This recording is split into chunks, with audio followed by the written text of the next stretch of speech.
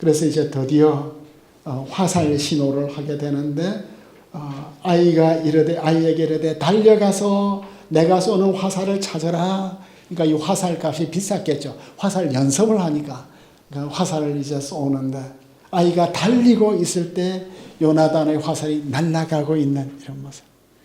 넘어가고 있다. 아바르 동사 달리고 있을 때 넘어가다. 그리고 이제 아이를 불러 이르되 화살이 너희 너머에 있지 아니하냐. 너희 너머에 있지 않냐. 빨리 지체 말고 빨리 다름질하라. 지금 아이에게 말하는 거예요. 그 시종에게 말하는 거예요. 다윗에게 말하는 거예요. 아이가 달리고 화살 주우러 가고 있는데 화살이 너희 너머에 있지 않느냐. 지체 말고 빨리 다름질하라. 이 시종은 자기에게 하는 말 같지만 다윗을 향해서 요나단이 그 화살을 쏜 의미를 애절하게 말하고 있죠. 이제 서로 친구의 마지막 작별. 친구의 마지막 작별. 우리도 나중에 이렇게 멋진 작별을 합시다. 우리 홍 목사님 와주셔서 얼마나 감사한지 몰라요. 공부할 필요도 없는 목사님께서 이렇게 참 모범이 되어 주셔서 너무 감사하고 사모님 와주셔서 너무 감사하고 그 다윗이 바위 남쪽에서 일어나서 땅에 엎드려서 3번 절하고 서로 입 맞추고 서로 같이 울고 다윗이 더 크게 우는 이런 모습. 여기에서 에첼하 네게브가 있는데 남쪽 방향으로 번역을 했는데 여러 개로 번역이 되고 있습니다. 요나단이 실제로 3번을 쏘았다면 그가 3번 절하는 것은 요나단에 대한 감사의 표시일 것 같아요. 그들에게 다시 만날 계획도 없고 기약도 없지만 이것이 마지막 만남일 것 같은 예감. 그래서 서로 입을 맞추었고 같이 울었고 같이 울었다가 서로 같이가 2번 반복되고 있습니다. 다윗이 더 오래 울었다 혹은 더 심하게 울었다. 평안히 가라. 여기서 이제 우리 둘 슈네이누 우리 안나흐누 너와 나의 후손과 너의 후손 우리가 계속해서 반복되고 있습니다. 그럼 이제 우리가 질문을 할 수 있겠죠. 마지막 질문. 왜 내레이터는 요나단의 화살 쏘기에 이렇게 긴 지면을 할애했을까? 요나단의 화살은 어떤 상징적 의미가 있었을까? 고대 세계에서 화살은 신성했죠. 상징적 의미를 가지고 있었습니다. 훗날 엘리사가 임종 직전에 이스라엘 왕 요아스에게 활과 화살을 이렇게 잡게 하고 그에게 안수하고 활을 쏘라고 했는데 그리고 이는 여호와의 구원의 살, 곧 아람에 대한 구원의 살이라고 말했어요. 그리고 이제 화살을 취해가지고 땅을 치라고 했는데 화살이 운명이다 이거죠. 하츠가. 이 단어가 페이트로 욥기에서 나오죠. 34장 6절에서 우가리토에서도 그렇게 나타나고 있고 아라보에서도 나타나고 있고 아라보에서는 굴렉으로 하스가 나타나네요. 그렇다면 요나단이 쏜 화살은 다윗에 대한 상징이 될 수 있지 않을까? 이제 다윗은 사울의 궁궐을 떠나서 멀리 날아가야 한다. 어디에 어떻게 떨어질지 모르지만 그의 운명은 주님의 손에 있다. 이제 신약의 빛을 보면은 예수님께서 우리를 자신의 친구라고 불러주셨어요. 그죠? 구약에서도 아브라함을 하나님은 나의 친구라고 불러주셨는데 예수님 요나단과 다윗의 우정은 그들의 하나님에 대한 헌신에 기초하고 있습니다. 그들의 우정은 인간적인 끌림이나 배경이나 이익에 근거하지 않고 하나님을 증인으로 세우고 서로 맺은 언약과 서로에게 헌신한 헤세드에 근거하고 있습니다. 서로 맺은 언약에 비추어서 자신, 가족, 친구들에 대한 헌신의 성격과 방향과 우선순위를 결정하고 있습니다. 예수님을 친구로 맞은 우리들, 예수님의 통치에 헌신하고 우리 친구들과 이웃들과의 관계와 세상의 질서, 권력 구조와 갈등, 충돌, 예수님과 친구 되었으니까 현 문화, 권력 구조, 또 친구, 술친구 갈등이 있겠죠. 요나단은 자신의 이익과 가족과 기존 권력과의 갈등에도 불구하고 친구에 대한 우정을 끝까지 전하고 있는데, 지키고 있는데, 이런 게 우리에게 참 도전이 되고 있습니다. 그리고 이제 다시 요나단과의 만남에 대해서 제가 이제 한번 묵상을 했던 이야기를 여기에 담아 두었고,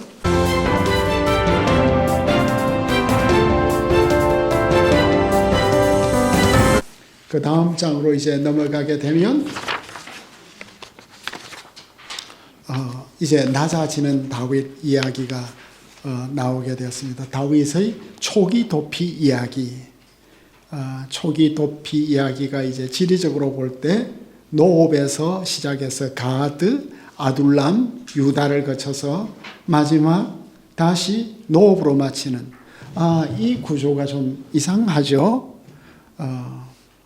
그동안 가드도 갔고 아둘람도 갔고 유다로 갔는데 이 내러티브는 노업에서 시작해서 노업으로 마치는, 그러니까 항상 끝나는 곳과 시작을 통해서 인클루지오를 통해서 노업 사건이 얼마나 중요한 사건인가, 첫 이야기의 결과가 마지막에서 다시 진술되는, 따라서 이것은 단순한 수미일치는 아니다.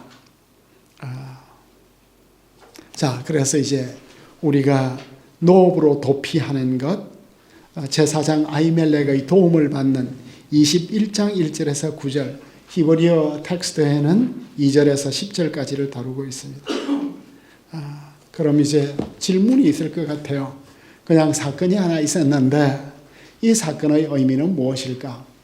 우리는 이제 이 본문을 볼 때 주로 신약에서 인용이 되었으니까 그 신약적 의미를 우리가 이제 많이 비추게 될 텐데, 구약 안에서의 의미는 어떤 것이 있을까?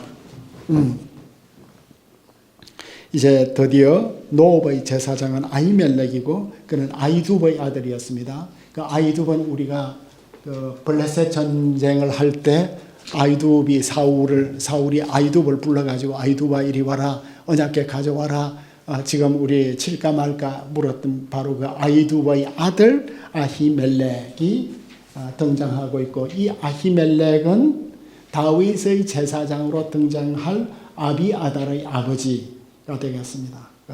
제사장 3대가 여기에 이제 있습니다. 다윗은 이전에도 노업에 가끔 왔던 것 같아요. 그래서 노업에 나타나니까 아히멜렉이 너무 놀랐습니다. 그죠? 사울의 그림자가 온 땅을 뒤덮고 있는데 왕권에 대한 두려움이 모든 사람들에게 있었어요. 그런데 마침 그곳에 도액이 있어요. 그러니까 또 변수가 생겼네. 사울의 그 목자장이라고는 사울의 henchman이 이 도액이 여기에 있는 거예요. 하필이면 이날에.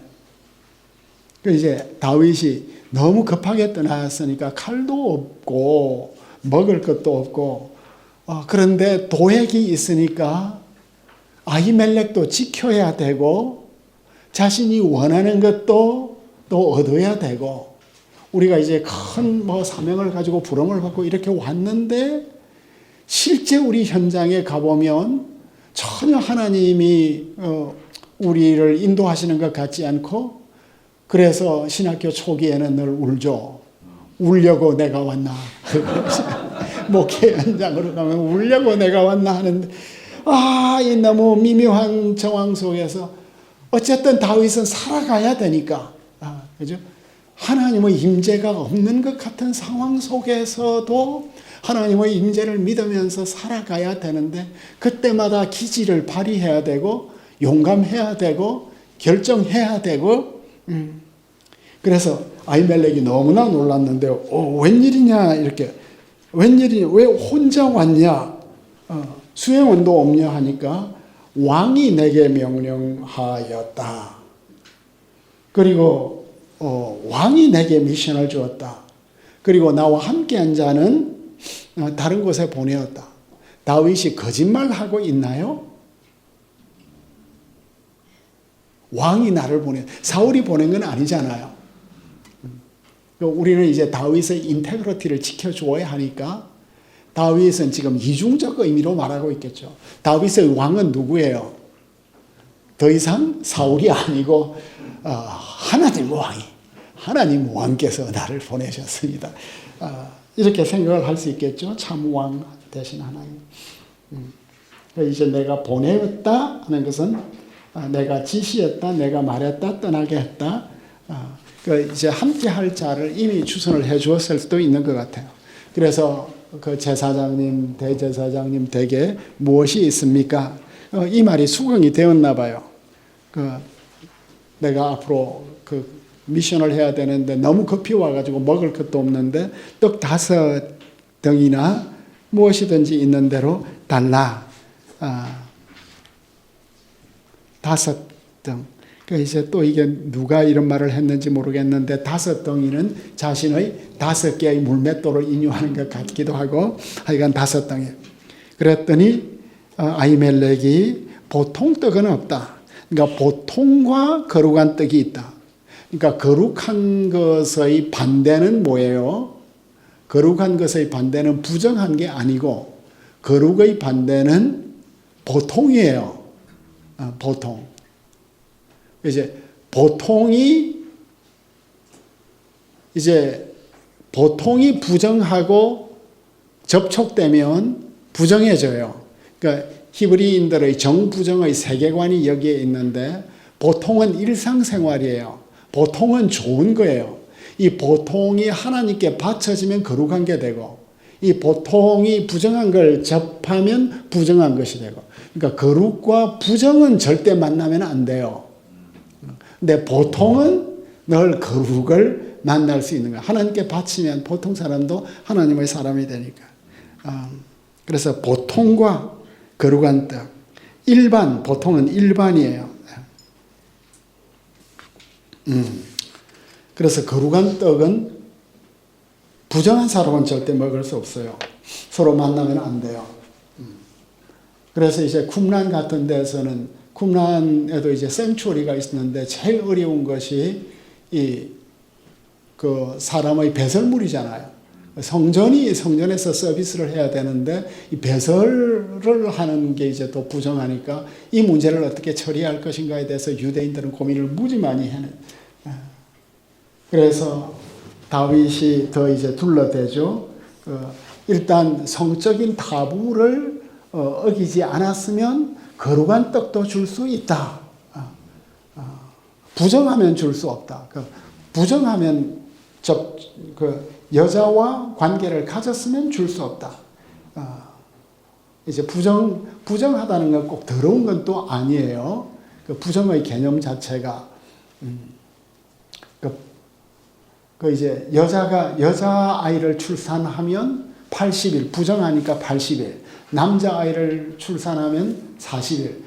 우리가 이제 부정을 굉장히 부정하게 생각을 하는 것 같은데, 우리도 이제 애 낳고 나면 옛날에 이제 뭐 부정 탄다 하면서 뭘 걸어주는 게 있잖아요. 이제 레위기 이야기인데, 이게 이제 또 여자를 보호해주는 역할을 하죠. 정부정의 세계는 또 이제 더 큰 세계인데, 어쨌든 우리 굉장히 그릇이 깨끗하다. 그래서 제사장이 거룩한 떡을 주었어요. 그건 진설병이라는 거죠. 여호와 앞에서 물려낸 떡이다. 이 떡은 더운 떡을 드리는 날에 물려낸 것이다. 그러니까 안식일에는 진설병 하나님께서 우리에게 일용할 양식을 주셨습니다 하고 12떡을 이렇게 진설하고 나서 안식일이 마치고 나면 이걸 이제 빼어가지고 제사장 가족들이 먹는 거죠. 그래서 12덩이를 2줄로 주님 앞에 두었는데 물려내었습니다. 그래서 참 아히멜렉이 거룩한 떡에 대한 성경적 기준을 낮추네요. 성경적 기준을 낮추어서 평신도들도 타부만 건드리지 않았으면 먹을 수 있도록 하였습니다. 제사장들도 성적 관계를 가졌을 경우에는 해진 후에 목욕을 한 후까지는 진설병을 먹을 수 없었거든요. 이스라엘 전체가 구약시대는 거룩한 제사장 나라였으니까 일시적인 절제를 요구했습니다.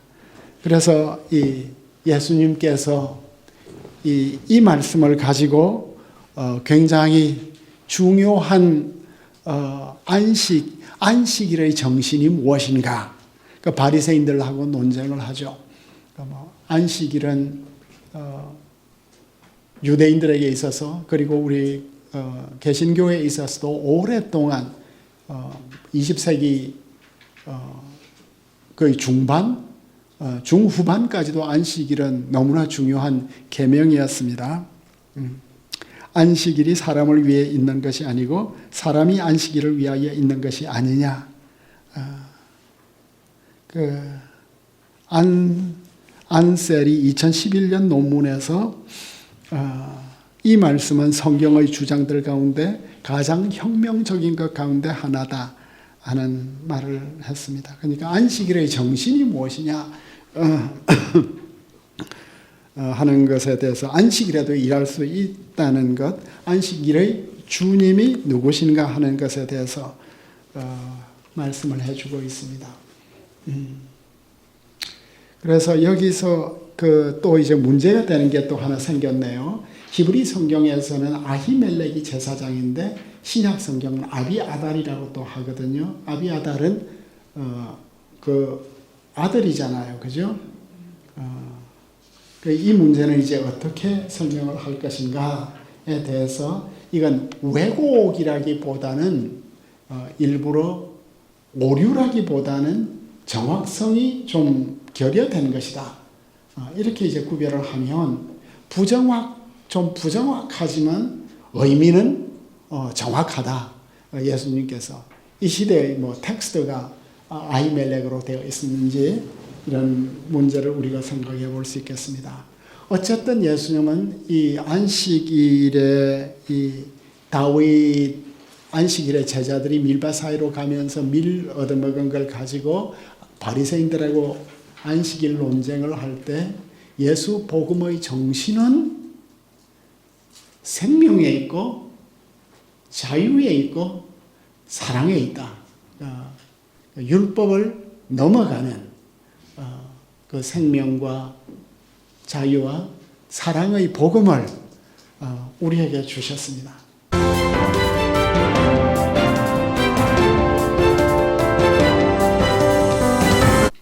그런데 여기에 이제 그 복선이 깔렸네요. 그날 도액이 그 자리에 있었다. 에돔 사람이다. 사울의 목자장이라고 했는데 개역 개정에서 우두머리 지도자였다고 제가 번역을 해보았습니다. 근데 먼저 여호와 앞에 머물러 있었다 할 때 아짜르 동사, 아짜르 구치되었다고 번역이 되는데 이게 너무 어려워서 여호와 앞에 들어가지 못하고 있었다 혹은 머물러 있었다. SR 드라이브 같은 경우는 성전 경내에 구유되었다. 이런 다양한 해석들이 있습니다. 굉장히 어려운데 에돔인이 어째서 여기에 있는가? 도액은 사울의 정보원이고 밀고자였고 다윗이 혹시 여기에 들릴 것을 알고 이미 감시하고 있는지. 어쨌든 이 아짜르라는 단어 사울에게 준 사무엘의 첫 번째 말씀이거든요. 너는 백성들을 억어하라, 통제하라 이랬는데 지금 사울이 에돔인을 성전에 붙들어 둔 이것은 아이러니라고 볼 수 있겠어요. 그래서 도액이 사울의 목자장인데 목자장이는 우두머리 지도자가 되겠습니다. 아마 사울이 에돔과의 전쟁에서 승리를 한 이후에 데려왔던 것 같아요. 그리고 나서 이제 이 복선을 깔고 이게 이제 치명타가 되었습니다. 나중에 아비아달의 집에.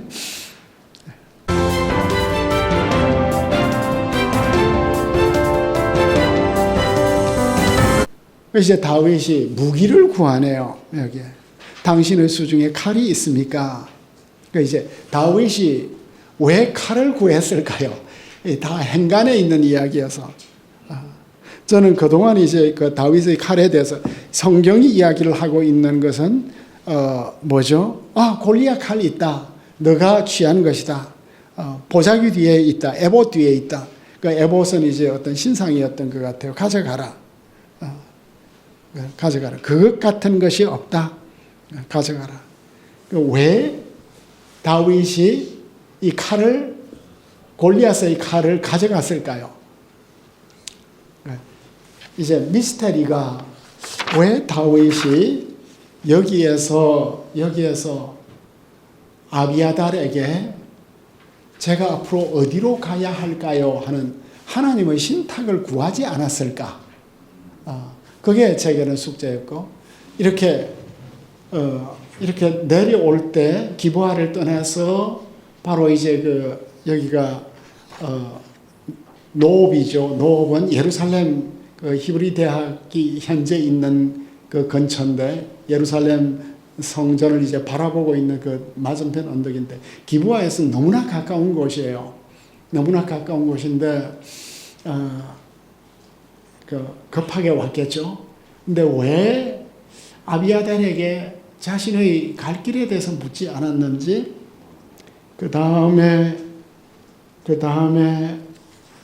왜 칼을 구했는지, 다윗이 여기를 떠날 때 가드로 미리 갈 생각을 했는지,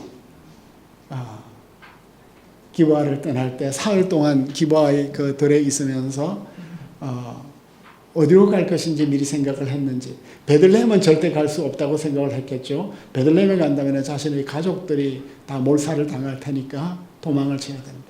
미래의 이스라엘의 성군이 될 사람이 이렇게 자신의 목숨도 늘 위태롭고 가족들의 목숨도 위태로운 이런 길을 걸어가도록 하는 하나님의 섭리는 무엇인가?